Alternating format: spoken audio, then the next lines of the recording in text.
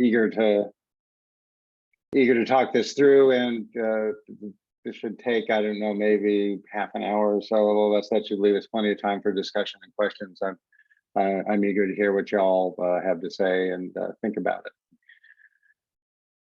So without further ado, there's the book available wherever fine books are sold. If you use the code CUP20, you can get a discount, but I sent an extra copy out that you all could pass around for their grad students. So the thrust of the book really comes from my work as an urban economist, but a heterodox urban economist, and we'll get into that some in the talk, that cities are both, I think, correctly viewed by mainstream urban economics as the hubs of innovation and of growth in the economy, but they're also centers of inequality, both within the city themselves and across cities. So that seems kind of like a paradox. Why do you get prosperity economically out of these, yet this persistent inequality? And I don't think that economic analysis, standard economic analysis, gives us a very good understanding of that. It's good on some things and pretty bad on others. And by excluding those factors, doesn't help us understand them that much. So the book is built around both that kind of analysis, and also built on 3 case studies of cities that tried on their own to take more equity steps. That's New York, Detroit, and Los Angeles. And I think I have to say, in all 3 cases, largely failed to make a substantial dent in inequality. So another of the points of the book is to try and understand why that is. What are the limits to what cities can do, especially in the United States? This is a US focused book. I think some of it's applicable to other places, but it ties in strongly with systems of US governance and political arrangements, as you'll see. And so those are the main themes of the book. If we have time in the end, I especially like to hear about that, hear your views on this, about how progressives can think about growth and equity combined and not just have a redistributional focus in their politics, which I think happens, it's certainly in New York City, a lot of that, and in other places as well. And I don't think it's actually an adequate strategy for reducing inequality.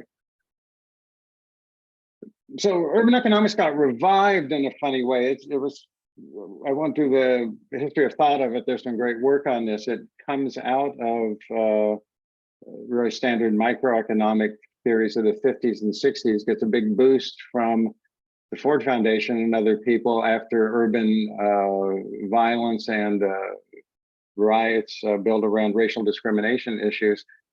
Ford and other foundations pour money into creating urban economics fields, and you get this very quick explosion of having no one getting urban economics PhDs to having a bunch of them, but they're very much governed by the standard microeconomic model that I'll talk about in a second. These early models that I referred to at the top are really about household location, or maybe firm location. That was the thinking of the time. Why do mobile households decide to live in one place or another? They minimize the commuting time, they get packages of amenities. But really, urban economics is mostly about household, and to a lesser extent about firms and how they decide to locate in a fairly standard microeconomic framework of weighing costs and benefits and maximizing their utility. This new impetus in paying attention to urban economics really comes.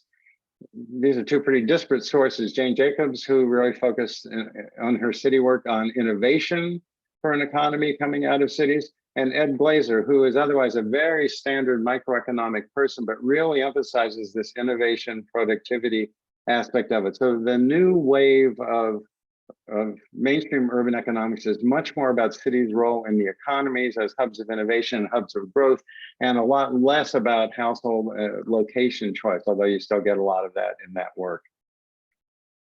The other big thing to, of course, know about mainstream economists is they're skeptical about policy.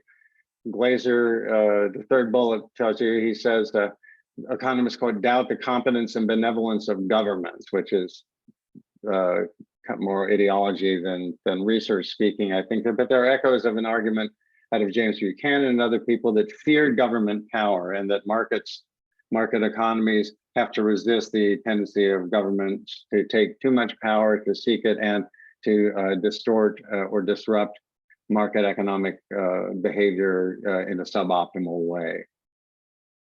There are, of course, other ways to think about economics.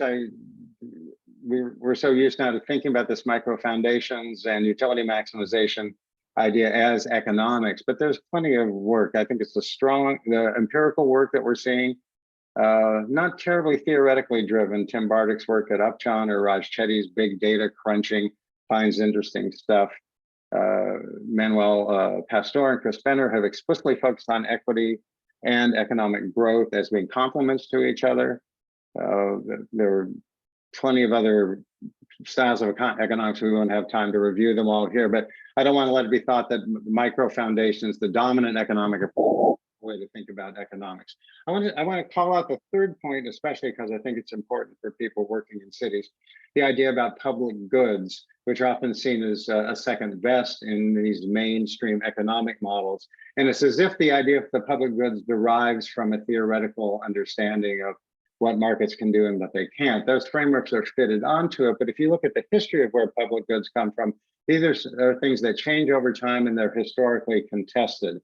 My favorite example is in 1909, a New York judge told striking garment workers that they were striking against, quote, God and nature, and we're just supposed to let market relationships take place. 2 years later, some of those strikers died in the Triangle Shirtwaist Fire. And the fire finally gave the political impetus to something people have been arguing for years, which was better health and safety regulation, which we now think of as a public good. But the origins of that public good were not in a theoretical model from economics, but they came from contestation over changing social circumstances and power relationships.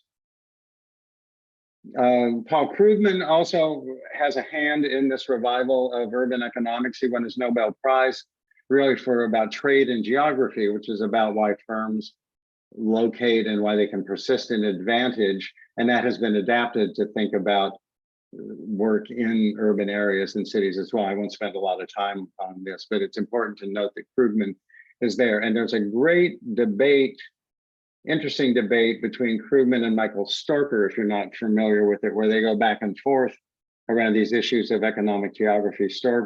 Economic geography takes up I talked about where urban economics comes from, and what it did was to fall into these microeconomic models.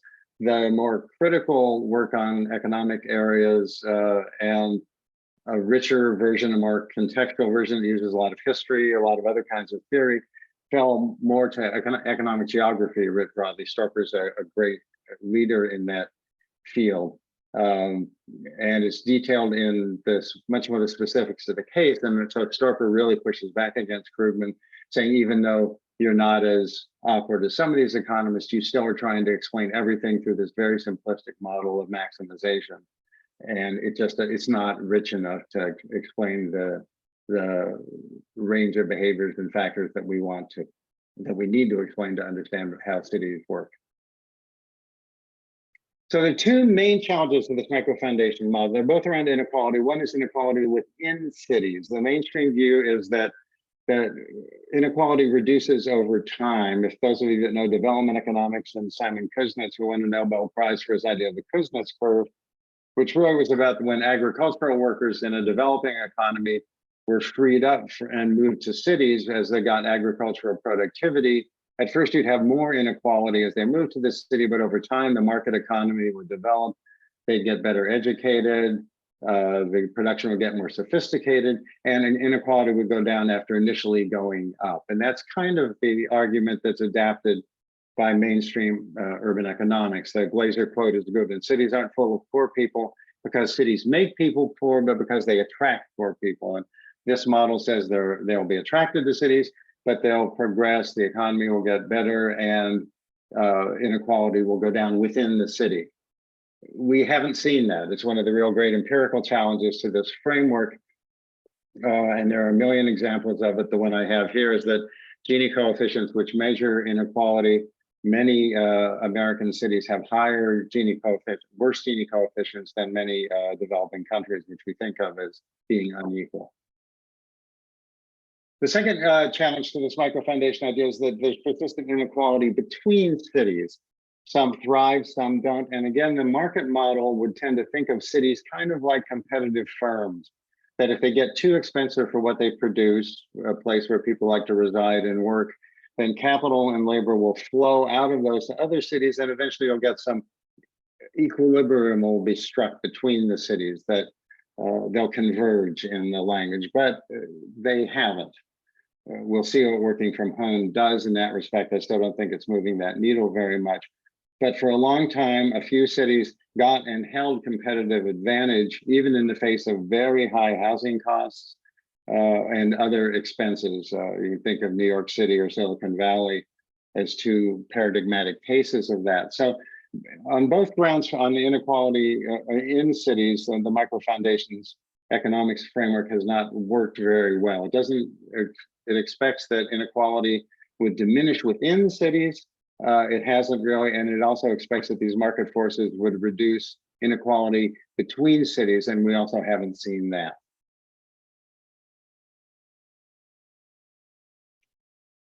Let's switch here now to our longstanding history in the United States of not liking cities. I think this is a critical factor for understanding why cities have this persistent inequality problem.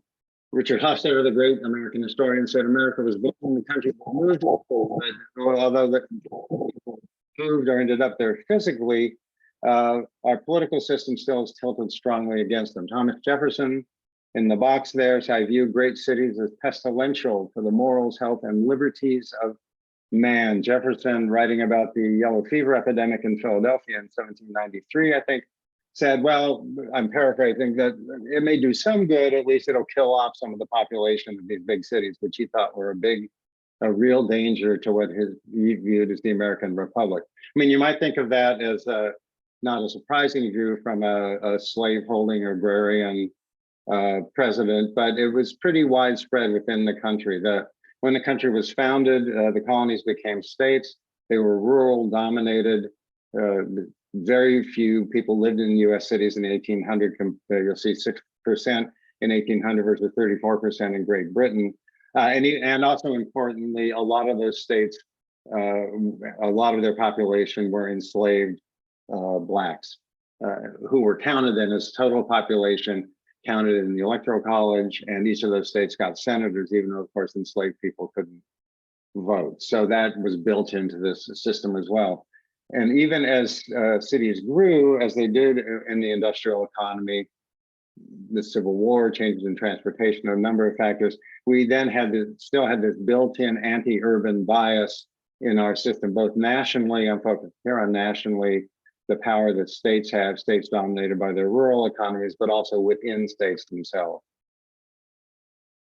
A favorite map, people in New York like this one, I didn't have time to adapt it to Chicago. This illustrates the problem in the US Senate. These numbers need to be tweaked a little bit for recent census data, but they're still pretty close. So you see North Dakota, which has 2 senators, and South Dakota, which has 2 senators. And then you take North Manhattan and South Manhattan, which have the same populations, probably have about 1/18 of a senator between them, maybe a little more than that. So it's a very deep structural bias built around states, which in turn are dominated by rural populations and not by urban ones. Post-World War II gave a huge boost to this, and on a number of ways. The US federalism, as I've already hinted at, is a big part of the story about persistent urban inequality. States get to administer federal policy, and a lot of states have anti-urban biases. The housing market, you're probably familiar, there's been great work in the last decade on housing and how housing was shaped by policy, redlining policy that denied credit to non-whites for purchasing housing, denied credit for construction of multifamily housing, the use of racially restricted covenants in real estate deals, the operating bias of real estate agents. All this is detailed in the book, and there's great work on it in a lot of places. The move to transportation, we had cars replace mass transit. We subsidize roads and gasoline. And the growth of suburbs driven by a lot of those, 2 of those factors, you get, and this is a key idea in the book, that these economies in a region you have a single regional economy, often what we think of as a metropolitan economy, but they are made up of literally hundreds of separate political jurisdictions that often are in opposition to each other, or at least in opposition to the interests of the core city in the region. So we have this very fragmented political structure around a single regional economy. And a place where, again, where I think a lot of mainstream research, you'll see this, it's almost an unconscious bias to interchangeably use the name of a metropolitan area or the name of the core city when they're talking about. So and often we'll use metropolitan area data, like the Chicago area data, when they're making conclusions or making arguments about what's happening in the city. But of course, metropolitan areas are bigger, diverse, much more fractured than the city itself. But this, again, a lot of economists don't recognize the importance of this political differentiation and fragmentation. And then anti-urban policy in a lot of ways, I've listed a bunch of them there. Because states get to administer this, we have a relatively weak federal government that doesn't push in on those. If you know Ira Katz-Nelson's great book, When Affirmative Action Was White, the GI Bill, which was one of the great social welfare steps in the United States history, was administered by states. And that meant that the higher education provisions were not available to Black veterans. If you were in Mississippi or Alabama or Virginia, and you were a United States Army veteran, but you were Black, you couldn't go to the leading universities in those schools because they were segregated. The Social Security system initially excluded domestic workers and agricultural workers who were disproportionately Black, and all that was part of FDR's working with Jim Crow senators and Jim Crow congresspeople to get some of the New Deal provisions passed, but they still contained the structural racism that continues to haunt us in cities and in city policy today. 4 big things that I don't think that the mainstream system deals with very well. I'll just list them there and won't read them. I've been talking about them throughout here. And then the book is built, I'm happy to talk about these in questions if people want to. I won't go into them in any strong detail here. 3 cities that tried to do equity steps on their own, all of which I think largely failed. Los Angeles is my most hopeful case, so I'll spend a little more time on that. But New York, when almost went bankrupt in the mid-1970s, a big industrial change from lower wage manufacturing and unionized manufacturing, still not great jobs, to finance and financialization, and a politics built around racial division, police housing, but not around economics. Detroit is a case where when things go wrong, everything goes wrong. And so built around the auto industry, although even there you were saying the city of Detroit versus the region of Detroit was already suffering by the 1930s. After 1937, no new auto plants were built in the political city of Detroit by the big 3 until late in the 1970s. Partly that's technological. It's easier to build a new assembly line plant on a flat space with a lot of clear ground, but part of it was also the desire of the firms to control the politics of the area around them where the plants will be built. Henry Ford's River Rouge was a separate incorporated municipality. His integrated plant that did everything that smelt steel to paint the cars, to drive them out the other end, but it was a separate political entity, is not in the political city of Detroit. Los Angeles suffered a big loss of aerospace. I'll talk more about the Los Angeles case in a second.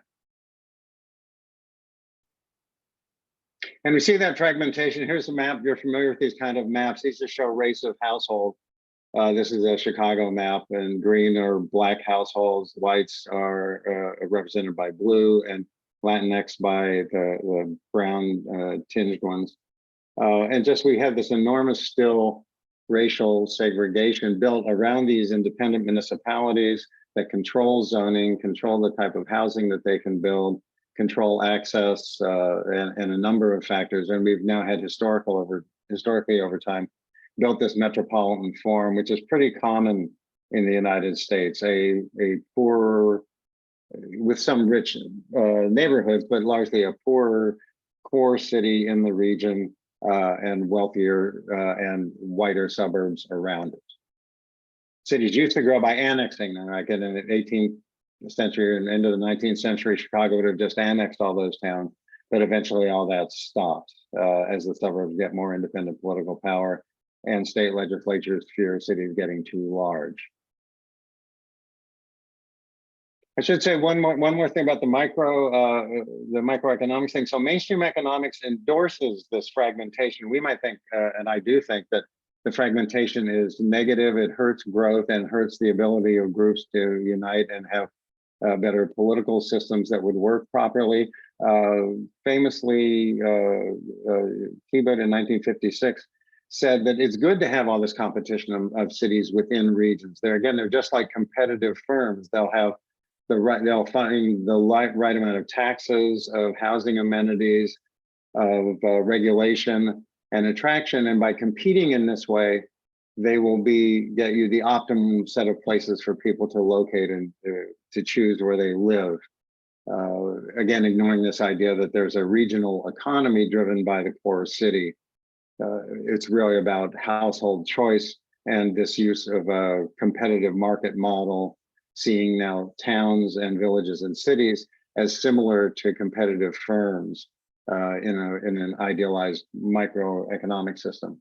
Joe Stiglitz has a great critique of Tebow, which has been known for a long time, and there's empirical research from the OECD, Benner and Pastor and others that can show that fragmentation actually lowers productivity and growth and equity, but you'll still find a lot of this T-boot structure if you look in mainstream economics about the virtues of fragmented and competing governments in a region. So what do we do? Can we get rid of states? Can we get rid of these metropolitan regions? One of my favorite things I discovered in writing the book were these two geographers, not very politically, who said, well, we could go back. They didn't say this, but the conclusion is you can go back to city states. So the left side of the little heat map is our commuter flows in around 2000 old ACS data. I can't imagine they changed that much. I haven't seen this rerun. There's a great project for somebody to run if you're really into number crunching. Those are commuter flows. There's about 97.5% of all commuter flows in the United States map into that heat map, and gives you. And then they do this kind of stylized thing on the other side, where they just draw 55 regions, which are varying population sizes, but all of which would be centered on a municipality and a commuting zone. And so I thought, well, okay, what if we just got rid of states and we had a country that was organized this way? There's kind of a blank space up in Montana and northern Wyoming there. You could allocate some of that. But this would give you a much more, a system where the political boundaries of the country were much more aligned with the actual economy as opposed to our current state and municipal systems. We're obviously not going to do this. We're not going to go back to, we never really had city states, and we're not going to implement them, but it's really meant to stimulate and illustrate the variance between our political structure and our economic reality.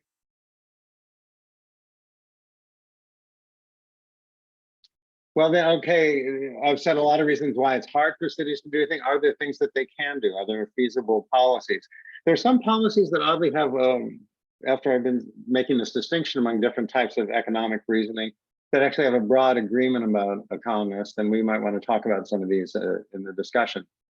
In economic development, there's a very clear rejection across the board of targeting subsidies to specific companies or targeting subsidies to sports stadiums, things that are quite common practice around the country.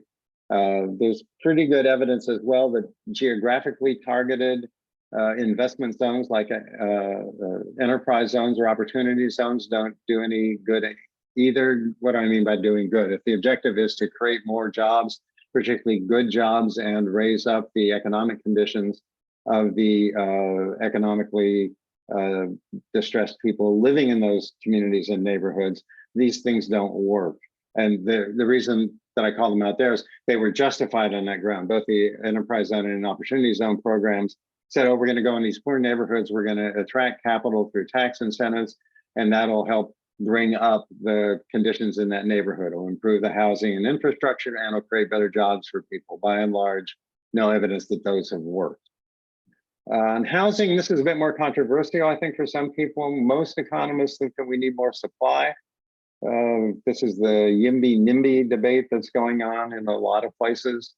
The progressives, I think, are worried about that this will induce gentrification and displacement of people in neighborhoods. And I don't think supply alone is something that solves the housing problem, but I don't think you can solve the affordability and even the homeless problem without some increase in supply. Regulated, pushed hard to create affordability within it, and some anti-displacement mechanisms to be built around it. But some increased supply is something that I would think most economists agree on.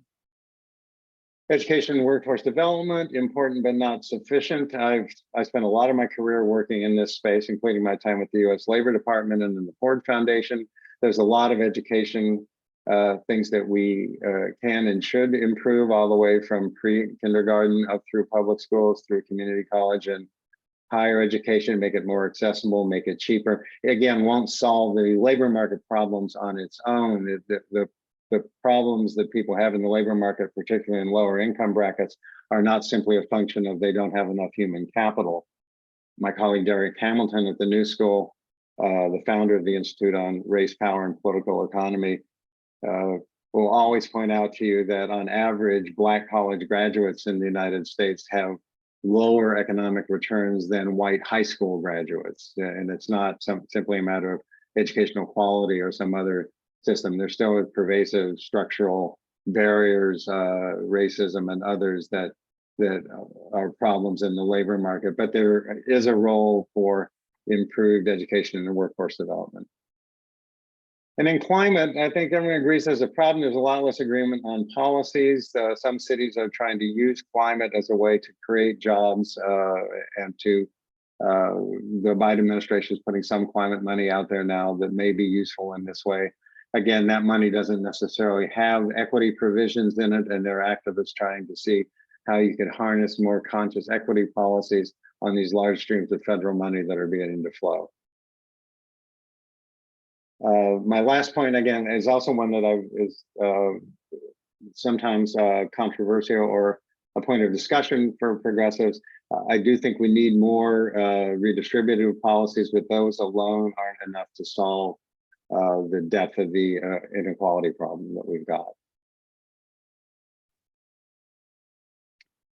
So place-based development is a good place where you get a differentiation. Glaser says you want to invest in people. He once provocatively said, well, instead of spending all that money in New Orleans, let's just give everyone in New Orleans a voucher for $100,000 or maybe more and let them move out of the city. It's a pure kind of choice model. Tim Bartic at Upjohn has done some very on the evidence-based where place-based policies can make some difference and improve situations. So I'd recommend his work strongly on what are affirmative policies you could do in place-based development.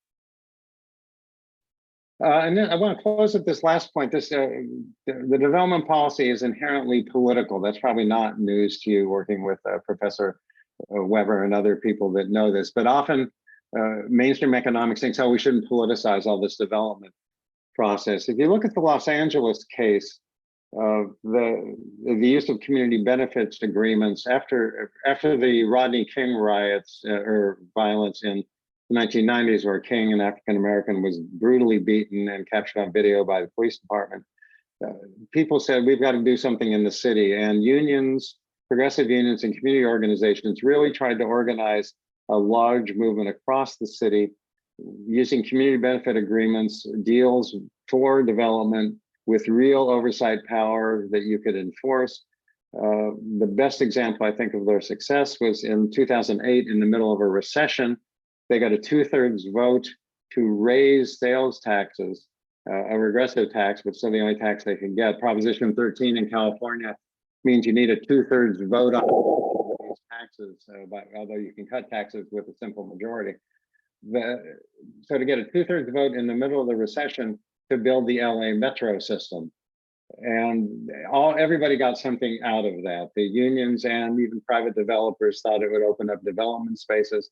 communities of color got jobs, particularly in unions. There were strong agreements within the labor units to include more poor non-white members, mostly men, but from poor communities. And the environmentalists got a mass transit system. None of them could have gotten those things on their own. So LA, to me, is a hopeful case of where you could triangulate different interests to work together to get good policies in. Now, it's not some magical world where nobody has conflict. They negotiate all the time. There are constant ways where things can fly apart in this way. But it is a place where a city has built, by consciously using political organizing tied to economic policy to both get economic and political results.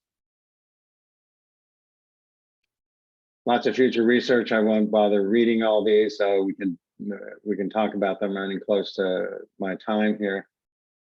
The one thing that the working from home issue was not as prominent when I wrote the book. I've been doing some work on that, and I'm happy to talk about it or hear your views on how big or how important or permanent a change that will be. I think it's hurting city budgets right now and real estate values. I don't know that it's not making a major shift in these fundamental employment and inequality relationships. And then in urban economics, formally, and I'll close here, de-emphasizing these formal models, they unfortunately have a grip on economics to a large extent.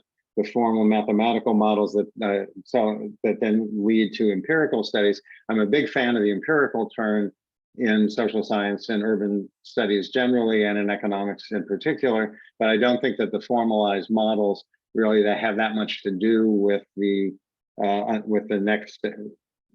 empirical work that they do, even though mainstream economists will tell you that the models yield them testable hypotheses. It's an old view of science that I don't think is relevant, but the empirical turn is quite good. And then this tension between these single regional economies and this fragmented metropolitan structures and what that does to inequality and to economic growth.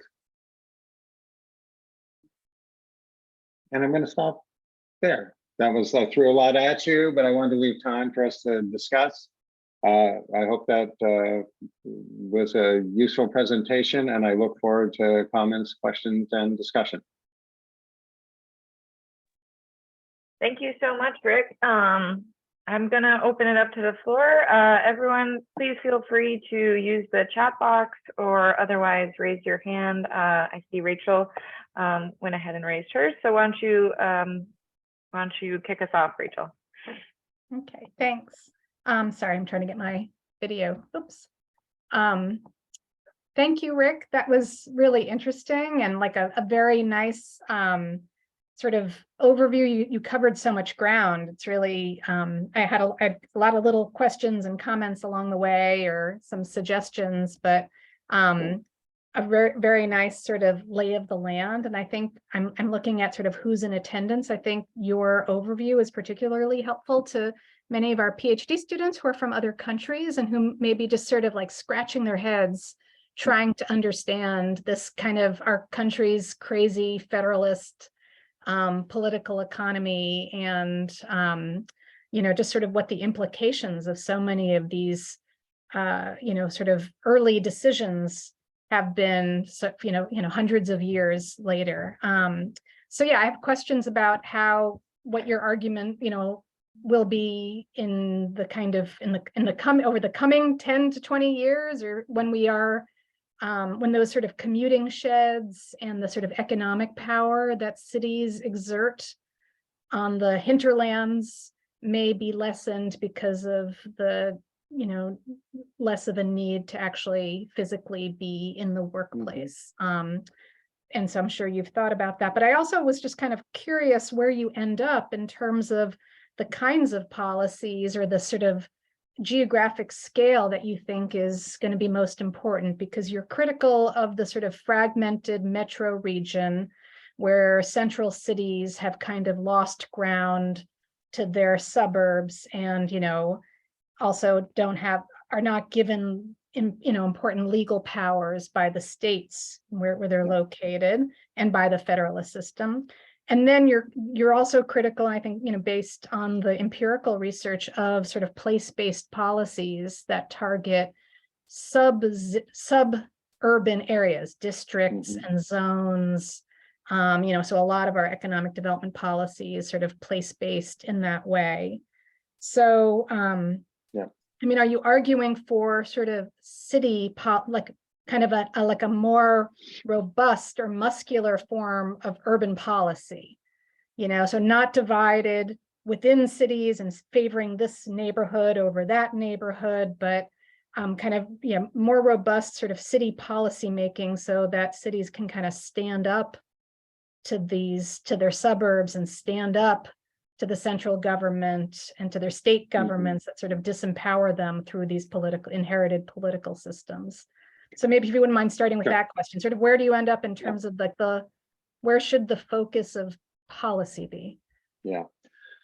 I think for policy to enact it, you have to sort of start where you are. And that to me is the city. So the Los Angeles case I'll go back to is one that consciously tried to think about different progressive forces in the city, but not all of whom had the same object, right? Environmentalists and often are characterized and sometimes are anti-growth or development. Communities of color had been historically, and in many cases still are, discriminated against by unions and left out of development stories, and developers just wanted to make money. So all these factors depend that the city still has some attraction for economic development. That's the shadow that the working from home thing is cast. I'll come to that in a second.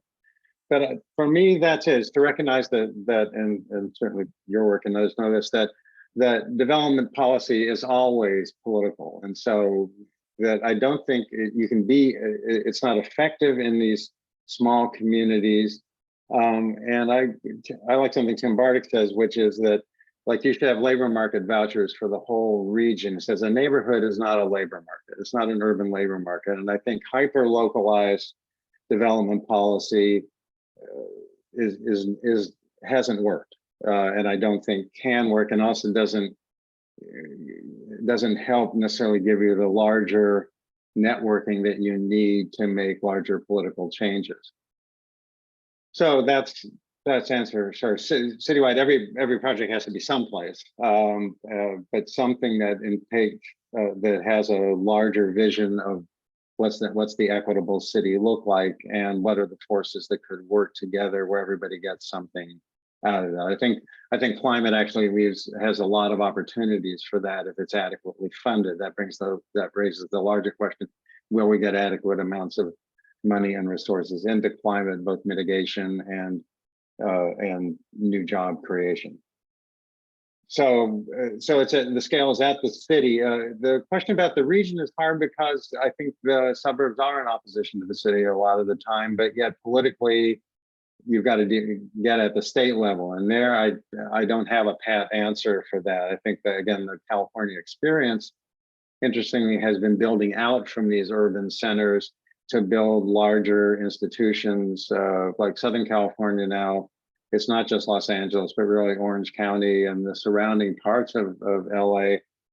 Not super progressive, but Orange County was where Ronald Reagan came from, right? It used to be hyper conservative, and the pivot, I think, there in California at least, were people deciding to be pro or anti-immigrant. So immigration is another big important piece for cities. Pressure to get more immigrants. I know there are concerns that people think they might compete for jobs and for limited resources, but by and large, cities, I think, that are open to immigration, have lots of it and bring it in, do better both economically and politically than cities that are blocked to it. One of Detroit's many problems is that after it's bigger, and we had a lot of immigration at the early wave of industrialization, and then Black migration from the South, and then not much since then. So that's, so build out from cities, look for alliances, subsidies don't work. If you're going to use subsidies, and I don't think you can get rid of subsidies, but the other piece of the LA story, I think, that tells you that strong enforceable community benefit agreements. That is, the cities, if people want to build there, lock it into the deals, make the affordable housing part of the housing project, and deed committed, get legal bond covenants, get get some teeth in the subsidies. You know, your early work on do people use clawback? And for folks here, it's supposed to say, well, we'll give these subsidies, and then we'll claw them back if the company doesn't do what it wants. And Rachel did a great thing. She called people and just said, do you ever use that clawback? And everybody said no, because we'll get a bad reputation as being anti-business, if I remember that word correctly. But I think having some enforceable teeth is still necessary. Otherwise, you get really bad community agreements. Working from home, I have thought about it's bigger than I thought it was going to be, and I think it's going to be more permanent than it's going to be. Right now, I think its main effect is to withdraw commuters from the central city, which withdraws spending on service jobs that were popular, that were more used by lower paid, often non-white workers in the service industries, and also affects the fiscal, is going to affect the fiscal base of cities if real estate values really drop. Some of that, those buildings can be converted to housing, but it's not the easiest thing in the world to do. And then I still think we're going to see a disciplinary fight. We're in a very tight labor market now. If we get slacker unemployment, if unemployment gets a lot looser, we'll see how much employers don't want to discipline their workforce. They have other ways of disciplining work from home. They can surveil, and they can watch what you're keystroking and what you're doing on your camera. So I think there's still some fights to come in the working from home space. Peter Capelli at Penn is very good on these tensions for people interested in those issues. Thank you. Rick, we have one question that came in through the chat. Yep. And Sagar, if you wanted to jump in, if to add any clarification here, but he asks how Industrial Revolution 4.0 will change the growth perspectives of emerging city tier 2 cities in the U.S. I want to make sure I understand what the 4.0 is. Is that digitization and working from home? Oh, bots and replacement stuff. Okay. So again, history, maybe this time will be different, but history in the past, we've always heard, if you go back a long time, people say, oh yeah, this new technology, that's it for cities, right? Oh, there's a telegraph, and now people don't need to be in the city anymore. Oh, there are telephones now, people don't need to be in the city anymore. Early video conferencing, that's going to break up, they're all going to move out. And so far, up to now, new technologies have actually had both disaggregating effects and agglomerating effects. And it hasn't been always that it just disperses everything. It made some kind of transactions faster and easier. Mitchell Moss at NYU did some great work on the rise of telephones and cell phones, where he showed that everyone's got dispersed telephones now, and they're all calling each other from 3 blocks away. Now, maybe working from home will be different in that way and spread it out further. I think it will spread some occupations, particularly ones with higher education, that can be dispersed in that way. And it may have those effects on cities I already talked about. But I think we're still waiting to see how to assume that all work is going to disperse. There's lots of reasons jobs and workers and firms agglomerate close to each other. And I'm not sure that so far we haven't had a technology, even though it's dispersed some things, that has really transformed that. Actually have the rise of urbanization globally. There are more people living in urban agglomerations, not necessarily in central cities, even with all this technology. On the work replacement thing, I'm a real skeptic. I don't worry about jobs per se and robots. I worry about who gets the benefits from the robots, who captures the rents in economic terms, who captures the profits. David Altscher at MIT, a great labor economist, pretty mainstream, but a good empirical one, once wrote an article on robotics that the title is, "Why Are There Still So Many Jobs?" So technology can both displace jobs and it can also create new ones. But labor economists don't think about jobs per se, we think about tasks that are combined in jobs. And certainly technology is going to reaggregate those tasks into jobs in a different way. But just saying that jobs will be eliminated in favor of labor, I don't think that's been the historical record, and I don't see it as working that way. I do see it as potentially really creating more inequality as the people that control and own the technology, the benefits of those technologies are not widely shared with us, even though a lot of them were developed with public money. But I worry less about the jobs per se and more about increasing the inequality of it, depending on who controls the technology.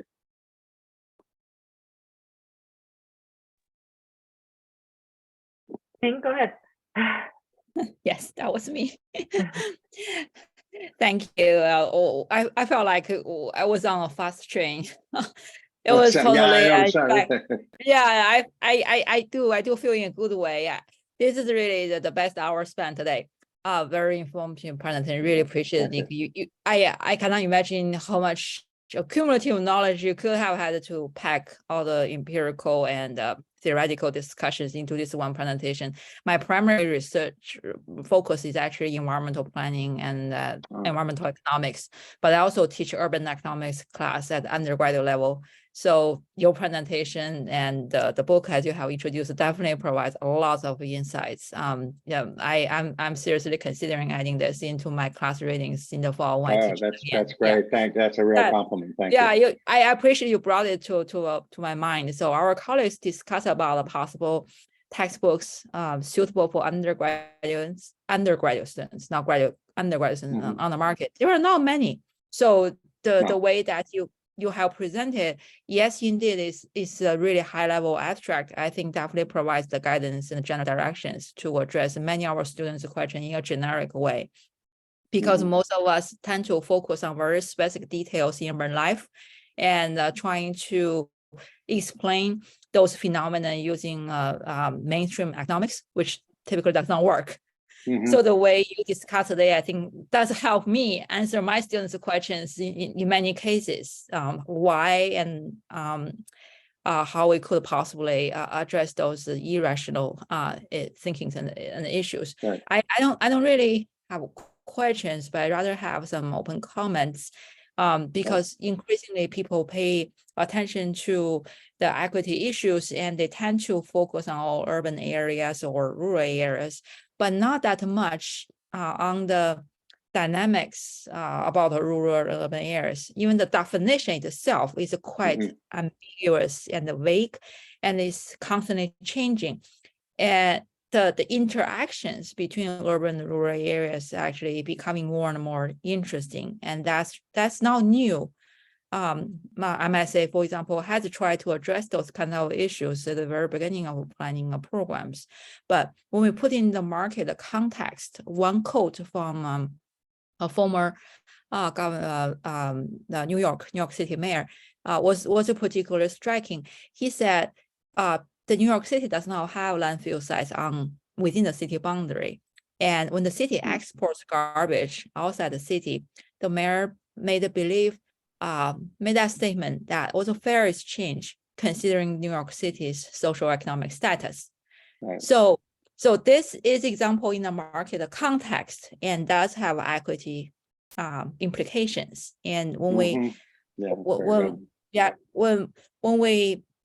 we put in the market context, it's economically efficient since the land in rural areas is relatively low. But if we're considering the growing urbanization and also relatively gray areas between urban areas and rural areas, and considering the COVID impact on people's remote working, the changes in work locations, all things like that, the equity concern or the hotspots may actually become more pressing issue for both political and economic perspectives. So I feel like we are short of theories or empirical studies to analyze this and find the solutions. Although most people will talk about the urban rural, So I think there's some very valuable ideas in the mainstream urban. I used to teach undergraduates and I called it urban economies rather than urban economics because they didn't want me to draw graphs or anything. But I think you can take these issues and draw them out. So I think the idea of properly pricing something is a very mainstream urban economic issue. What lies behind it? Why isn't it priced properly, right? Why, if we priced garbage properly or priced carbon properly, then I think some of the apparatus of the mainstream economic models can be quite helpful, or the approach, everything more the empirical stuff, can be quite helpful. What is the true social cost of carbon, say, or of garbage? And then, but then the institutionalist account would be, well, then why isn't it priced that way? That so that we're full of examples where, and I think they're also where that market model isn't put into place. And why is that? And that's about power and other kind of relationships. So I don't want to throw out all those concepts. I just don't think they add up to a complete picture of why inequality persists in cities. And then I also know this talk was very American focused. And so we don't have that much of it. Like if you're looking in developing parts of the world, they have this peri-urban structures where people still have one foot in agricultural production and one in cities. In the United States, we don't, that's really not much of an issue anymore. We don't, even the people that work in agriculture is essentially industrialized agriculture in most cases. Yeah. So, but those are, and thank you for your comments.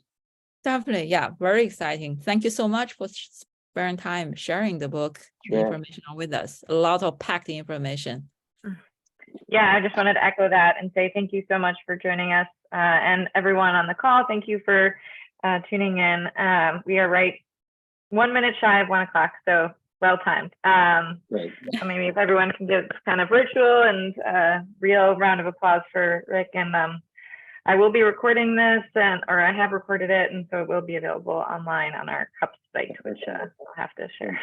And if people have questions after Lindsay, Scott, and Rachel have my email, if there's anything that strikes you that you want to follow up, I know I threw a lot of material out there. Please drop me, send me an email. I'd be happy to respond. Perfect. Well, thank you so much. I know you were there, and you got a book coming up. Sorry. Yeah, Thank you for bugging you. Thank you. Good luck.